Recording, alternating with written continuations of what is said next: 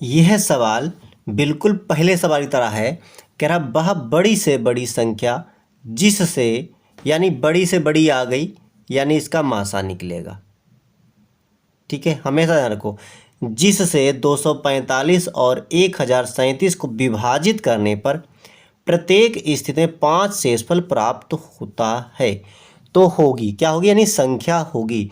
तो हमेशा याद रखिए, हमने बताया था कि इन संख्याओं में से सबसे पहले 5 हटा देते हैं और संख्याएं निकाल लेते हैं और फिर उसका निकाल लेते हैं मासा।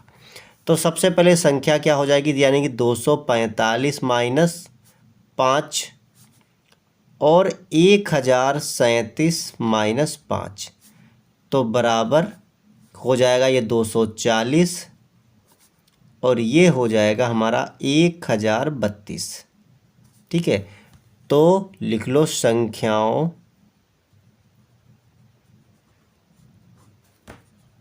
240 बा 1032 का मासा। अब मासा निकालने के लिए इनका दोनों को करना होगा गुणनखंड, और गुणनखंड करने पर लेने होंगे कॉमन पद। तो देखिएगा, यदि संख्याएं, इसके लिए देखो आप कितने एक्सपर्ट है ये आपके ऊपर है। यदि आप ऐसे ही मुँह ज़बानी इनका मौखिक तौर पे इनका गुणनखंड निकाल सकते हो तो लिख सकते हो, नहीं तो हम निकालते हैं। तो 240 बराबर लिखेंगे और 1032 लिखेंगे। तो 240 का निकालते हैं।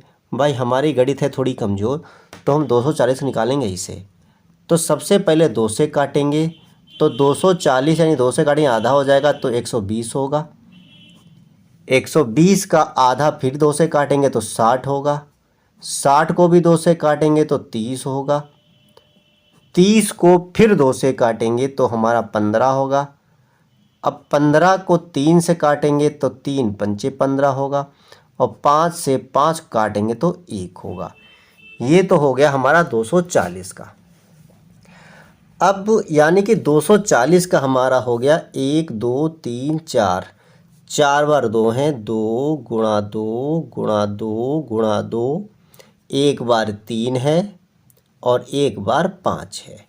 अब हम 1032 को काटते हैं, तो 1032 को हम मतलब गुणनखंड करते हैं, तो जिसके पीछे 2 हो वो 2 से कटेगा। तो 2 पंचे 10, 2 इक्कन 2, 2 छंग 12, फिर 6 हो तो वो भी 2 से कटेगा, यानी 2 का पहाड़ अगर पीछे हो तो 2 से कटेगा। तो 2 दूनी 4 बचा 1 हो गए 11, 2 पंचे 10 बचा 1 हो गए 16, 2 अट्ठे 16, फिर 2 से काटेंगे तो 2 इक्कन 2, फिर ये 5, 2 दूनी 4 बचा 1 हो गए 18 और 2 नेम 18।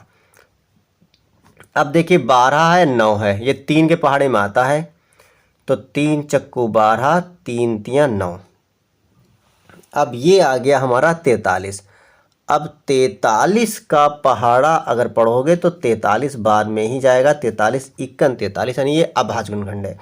तो इसके देखो 1 2 3 हमारे पास कॉमन हो गए, 2 हो गए 3 बार। देखिए बहुत ही सरल सवाल है।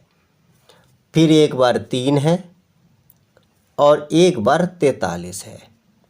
अब देखिए हमने क्या कहा था, मासा मतलब कॉमन पद, मासा मतलब कॉमन पद। ये 2 मिल गया, ये भी 2 मिल गया, ये भी 2 मिल गया, ये 2 ऊपर है लेकिन नीचे नहीं है तो नहीं मिलेगा, ये 3 मिल गया, ये 5 ऊपर है नीचे नहीं, 43 नीचे ऊपर नहीं तो नहीं, ये मिला। अब इन दोनों सबकी कर दो गुणा, 2 दूनी 4 दूनी 8 तियां 24, तो हमारा कितना आ गया मासा, ये 24 आ गया। यही उत्तर होगा, और हम अपने ऑप्शन में देख लिया करें कि ये ऑप्शन हमारा 24 है, तो यही हमारा उत्तर हो गया। तो कैसा लगा सवाल? अगर अच्छा लगा हो तो लाइक शेयर कमेंट करें। फिर मिलते हैं अगले वीडियो में।